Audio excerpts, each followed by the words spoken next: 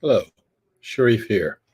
And today we're going to continue to fill out our envelope regarding um, how we're seeing holonic consciousness, how we see that in terms of our own consciousness, and how we take all that forward into a new reality, and how we can then expand that into something that's functional and useful for us changing how humanity sees itself on this planet. I want to remind us that we have a vision, and that vision is that we're creating a world that works for all living beings, no exceptions. That our goal is how do we align our thoughts and actions with our vision? It's one thing to say, oh, yes, I love all beings, and then you go out here and you treat other beings, human and otherwise, um, as dirt. So it's how do we keep ourselves aligned with our vision? And our methodology, as we're discovering from my latest book, Birthing the Nation of Gaia, how do we become colony beings? How do we each care at least as much about all of living beings as much as we care about this particular living being? So our challenge is pretty um, set. And one of the things in terms of our methodology is that we start by meditating. And our the challenge there is how can we orient ourselves to all as opposed to just me. Um, and so we're going to do that, and we're going to do our normal 5-minute meditation. And we are going to go ahead and get started with that. And I'm going to invite you, if you're comfortable, to close your eyes. Oh, that's right. I said I was going to do this with a candle. So I'm going to be calling up our candle as we are closing our eyes, for those of you who would prefer doing this with the candle.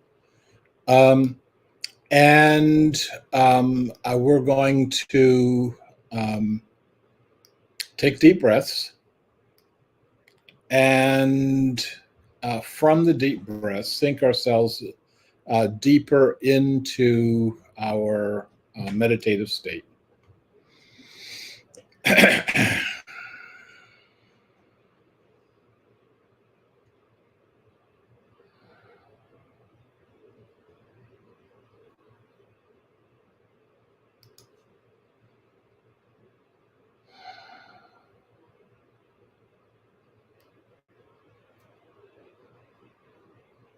Letting go of the consciousness that we've been using to get us through our day, and embracing the consciousness of all.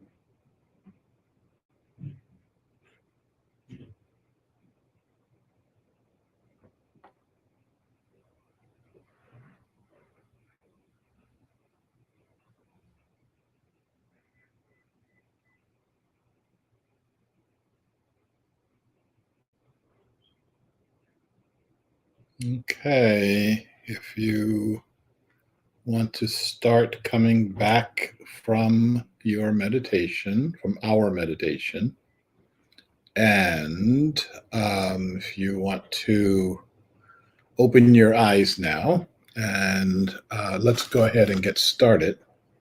Um, it's life is interesting. We're going to watch how this live stream progresses here. I've had some minor technical issues, as opposed to the major one I had last Saturday. If those of you who were with me last Saturday know exactly how major it was, those of you who couldn't get on last Saturday know how major it was. I am hoping that we don't experience major again for a while. And we are going to have, so we've been doing our Holonic laboratory gatherings over the last couple of Saturdays. And the next one, I'm going to show you the link right now, is this coming Saturday, the 18th of November at 11 a.m. And I should have put Pacific time. And the link is there. I'm going to try to put the link in the comments section where some of you can see that and actually copy it from the comments section. I'm going to actually, I will have that in the notice that goes out to those of you who are subscribed to this channel, to the Sharif Abdullah YouTube channel.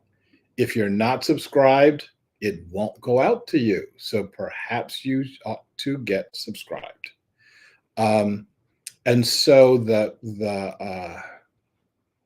I'm copying the link right now.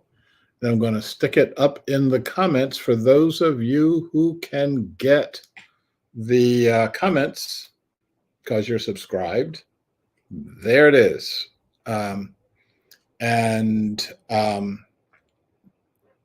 I see it's going out to Facebook and to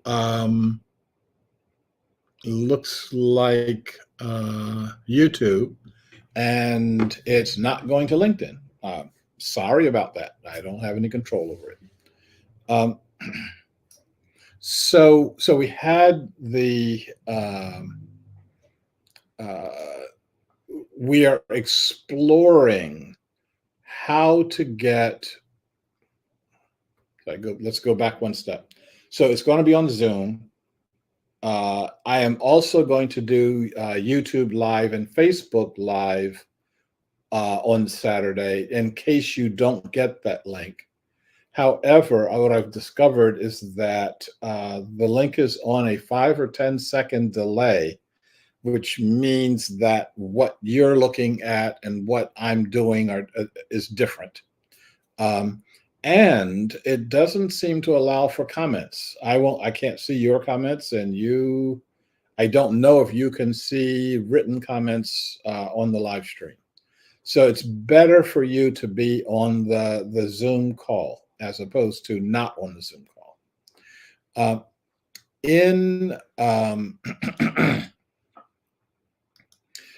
Our first Holonic laboratory was the experience of the holonic quality of nature.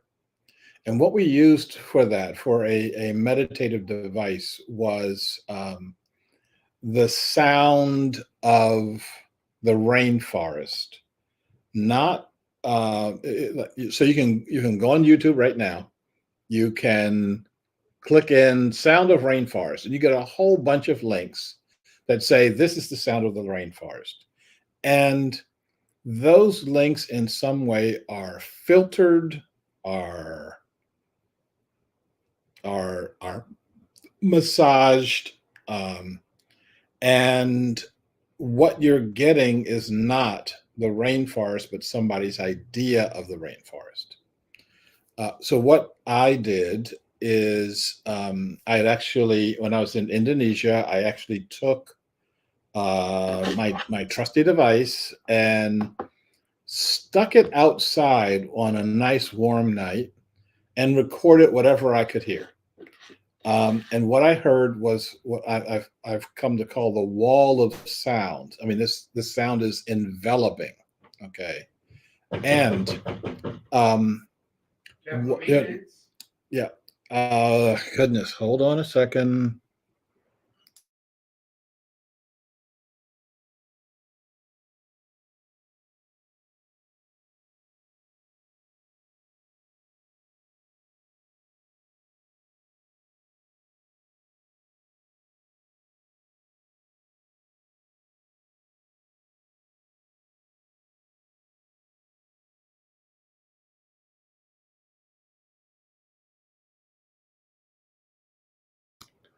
Hey, I am really sorry about that. It's the first time that has ever happened. We have an emergency in my building, and the emergency is, do you have water or not, not whether or not you are going to blow up in the next few minutes.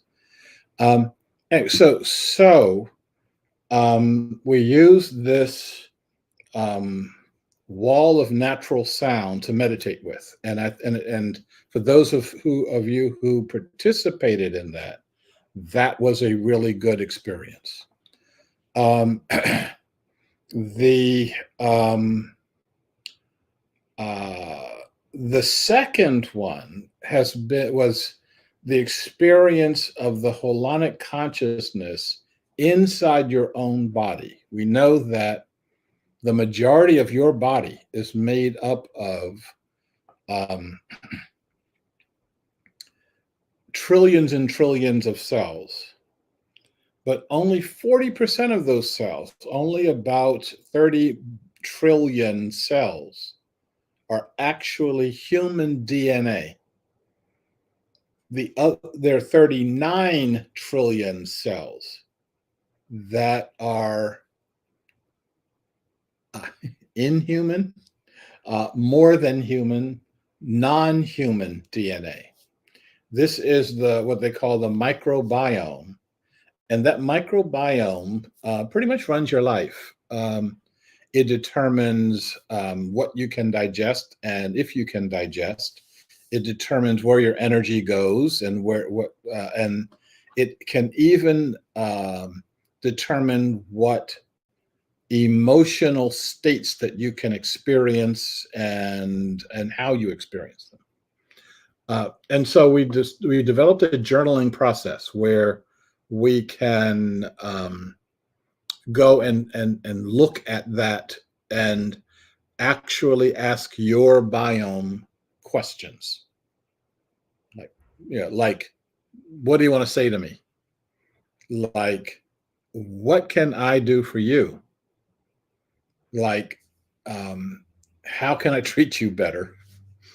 And use that as a mechanism to, again, our goal is to get out of the illusion of our individual consciousness and get in contact with this larger whole that is very important to us, but the larger whole that is not me, not us.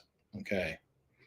Um, and so we've got, so that's number one, was looking at the experience of this wall of nature, but nature in the micro, nature as insects, etc. Then the second lab is the experience of our holonic self in terms of what's inside of me, what's inside of my gut, which is where most of the beings that are you live, what's inside your mouth, which is a completely different biome, what's on your skin, what's on or near your skin, including intimate organs that you may have, that I'm sure you've got. Um, and by looking at that, we get to be a larger we. Um, what we're going to be looking at on Saturday is your larger sense of being, um, with beings who are are not you, are not in your body, are not your biome. Um, and I want to see if this is going to work. Um, Looks like it's working. Cross your fingers and whatever else you've got. Um, I want to introduce you to um, um, we tell ourselves that we are the most intelligent beings on the planet. And that's because breakers think that. They think that way. Anything I'm doing is the most important thing that can be done. And if somebody else is doing something different, what they're doing is immaterial. And so um, the so breakers tell themselves that whales and dolphins are not they're very intelligent, but they're not nearly as intelligent as a human being. And what they mean by that is a breaker human being. And the reason is they don't do what we do. They don't do the stuff that we do. And even though they can do more stuff than we do, what that other stuff, it doesn't make any sense. So therefore, there is no sense to it. This is the same consciousness that gives us junk DNA, that says that the DNA that we don't understand is junk, or trash DNA. That the beings in in nature aren't really communicating. They're just, flashing or chirping or whatever. It doesn't really mean anything.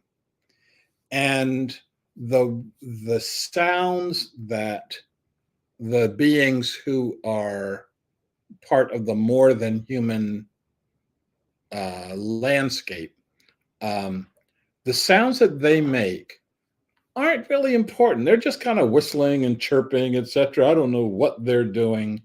Um, um, and so I'm going to try to show you a video, and that means I'm going to share my screen with you. And let's go to share. This is looking interesting. Okay, we're going to turn the sound on.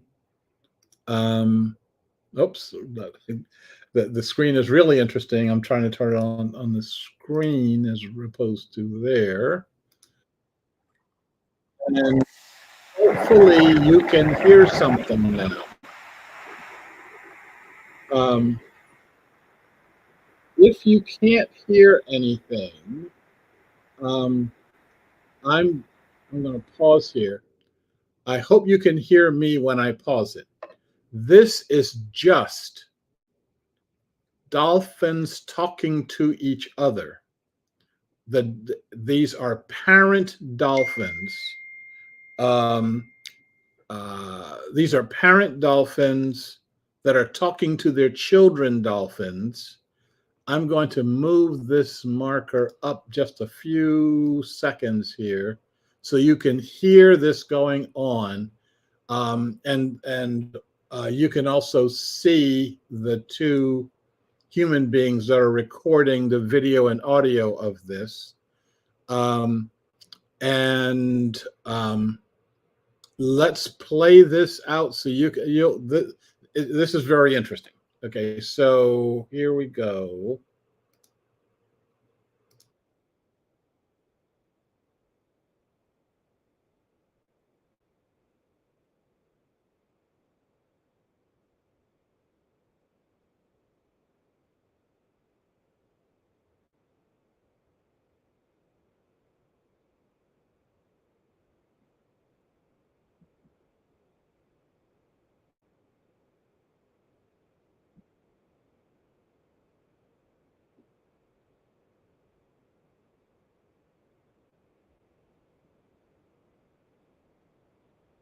It's pretty subtle.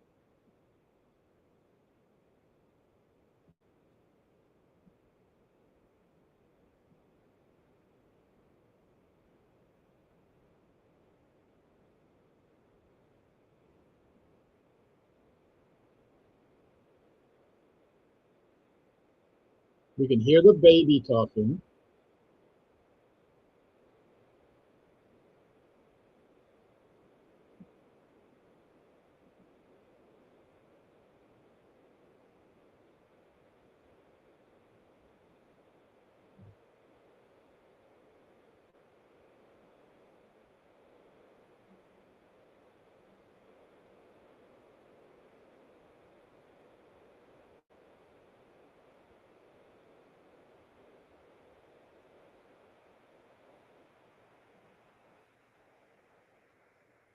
Okay. Um, Oops. We can get. Let's get rid of that guy. Um, um, I hope that you could hear. It's very subtle, but I hope that you could hear the babies kind of whining, and one of them was crying, um, and they sound like human babies. I mean, it's really interesting that um, babies have a tendency to sound alike. Okay, um, and so I have another one. Uh, I think this is the one. Um, yeah, this is the one. And I have to set this one up for you. One of the things that the people who say dolphins and whales are intelligent, but not as intelligent as we are, um, say that they can't do advanced planning. They can't. They can't. You know, build skyscrapers or whatever. I think that they can build whatever they want to build, and they just don't want to. There's a difference between the two, but one being intelligent and one not being intelligent. The so they've taught dolphins sign language and gave the dolphins. I mean, like most of this is like tricks for tourists coming in, and yeah, showing teaching them to jump. They jump through the fire hoop, and then they get a fish, and so on and so forth. Um, Basically, treating an intelligent being like a dog. Once in a while, though, the trainers get creative and will ask through their sign language, will ask the dolphins to do something new. And the dolphins will come up with a new trick. They'll add a couple of tricks together. They'll swirl. They'll do different stuff. And then somebody was smart enough to ask the dolphins to do a trick, do a new trick, brand new trick to us, and two of you do it together. And then the dolphins will swim around for a little bit. And on the first one, the one you're not going to see, the dolphins would jump in the air toward each other at the same time. I can't even get my hands to go at the same time. And when they got to the top of the jump, they both would spit water in the air and then they land. Well, it's a cute trick, but the thing that makes it very intelligent is while they're swimming around in this circle, when they get to the top of the circle, they've already have to have water in their mouth. So when they were swimming around, they had to plan in advance. We're going to spit, we're going to spit up, we're going to spit at the same time, make sure you get some water. Okay. And all this got communicated in a few seconds. I believe that's because the dolphins are communicating with a channel that is not auditory. So remember, we've got 3 lobes in our brain. They got 4. So that other lobe, that it could just be another form of communication. And the other form of communication will be for all the important complex stuff. And they're wondering why we are silent on that level. We're silent because we don't know that we're supposed to be talking with them on a completely different level. Okay. So let's watch this. It's a short clip. A couple minutes. And let's watch this, and hopefully the sound will come through on this. Okay.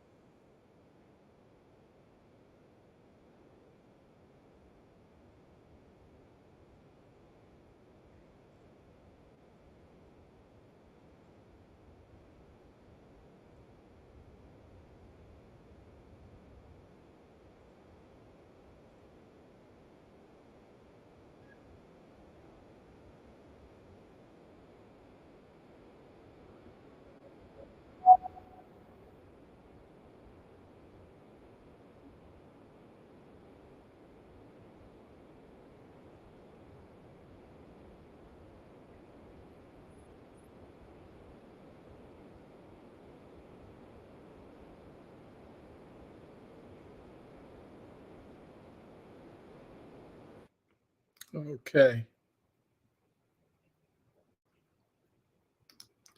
I'm going to actually be able to figure out which one of these buttons I'm supposed to push to get things done here. Okay, we're just about out of time. We're actually more than just about out of time.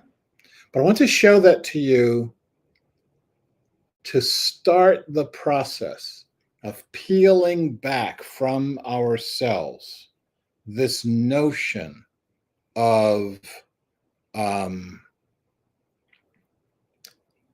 intelligence, this notion of communication. I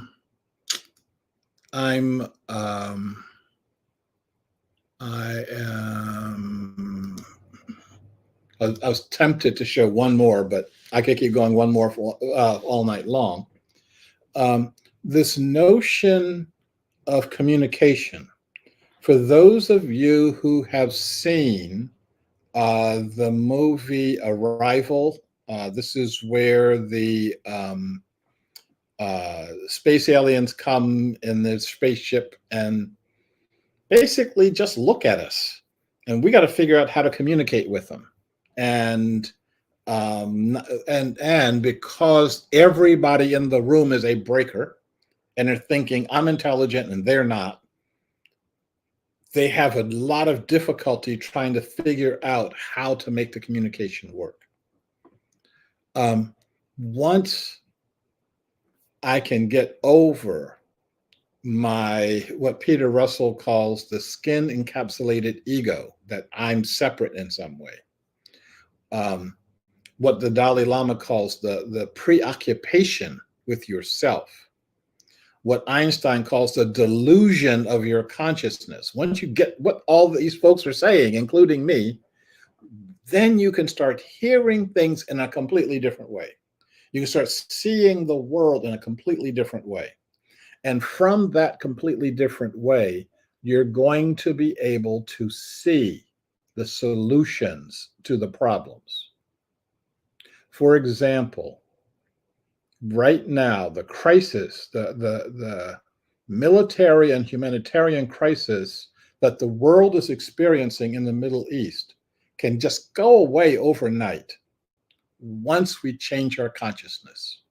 Once we change it, we'll see things a completely different way. Until we change it, if this battle has been going on for a couple thousand years, it'll go on for a couple thousand years more until folks finally start throwing nuclear weapons at each other, and then it won't have to go on at all. And so our challenge is, before we start throwing nuclear weapons at each other, can we develop the kind of consciousness that will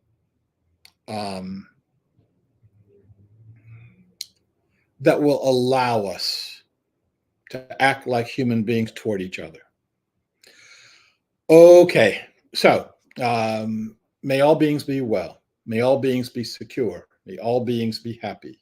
I look forward to seeing you this coming Thursday for our next live stream. I look forward to seeing you next Saturday at on our Holonic laboratory. I hope you start spreading the word of this to others so we can start getting the ball rolling, get the movement going, so that we can start to impact this consciousness. Thank you. I will talk to you at another point in time.